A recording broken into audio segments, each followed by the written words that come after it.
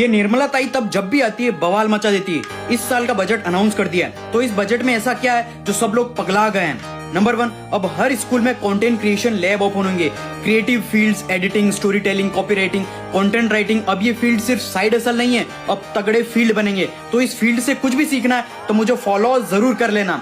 Number 2, new income tax regime में एक छोटा सा चेंज है कि जो पहले 0% टैक्स 3 लाख तक की इनकम पर लगता था, अब वो 4 लाख तक इनकम पर लगेगा और न्यू इनकम टैक्स स्लैब्स ये हैं। नंबर 3, सबसे पहले सरकार ने इस साल की इकोनॉमी को स्टेबल बताया। प्रोजेक्टेड ग्रोथ 7% है, लास्ट ईयर जो 6.4% ही थी। नंबर 4, फॉरेन ट्रैवल करो, घूमो फुल। एजुकेशन, मेडिकल पेमेंट पर टीसीएस और भी कम कर दिया, पहले 5 से 20% था, अब वो 2% कर दिया, जिसकी वजह से बाहर पैसा भेजना, घूमना बहुत सस्ता।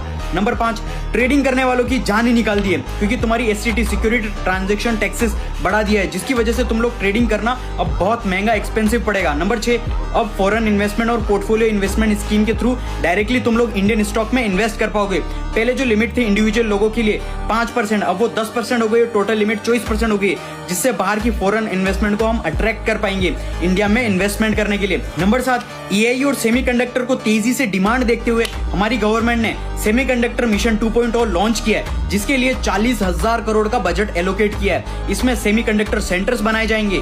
नंबर 8, छोटे बिजनेसेस को इजीली और ज्यादा लोन्स मिलेगा, ताकि एसएमई और माइक्रो एंटरप्राइजेस ज्यादा से ज्यादा ग्रो हो सके, और इस सेल्फ रिलायंट इंडिया को 2,000 करोड़ रुपए फंड दिया गया है। नंबर 9, और भारत में ज्यादा डायबिटीज और कैंसर, तो बायोफार्मा सेक्टर को बूस्ट मिला है, 10,000 करोड़ अलॉट हुए हैं, ताकि खुद की रिसर्च और मेडिसिन बना के सस्ती बेच सके और एक्सपोर्ट लीडर बन सके। नंबर 10, और जो foreign companies data centres India में सेटअप करेगी, उन्हें 2047 तक टैक्स बिल्कुल भी नहीं देना पड़ेगा। नंबर 11, और अब इंफ्रास्ट्रक्चर भी बूस्ट होगा, क्योंकि 12.2 लाख करोड़ का कैपेक्स मिला है, जो इन्वेस्ट होगा रोड्स, रेलवे, हाउसिंग, इंडिया के इंफ्रास्ट्रक्चर पर इन्वेस्ट किया जाएगा, जिसकी वजह से raw material, cement, steel, employment को बूस्ट मिलेगा बजट में। ऐसा कुछ खास तो नहीं है, लेकिन देखते हैं हमारी गवर्नमेंट कितना पैसा लगाकर भारत को कितना ग्रो कर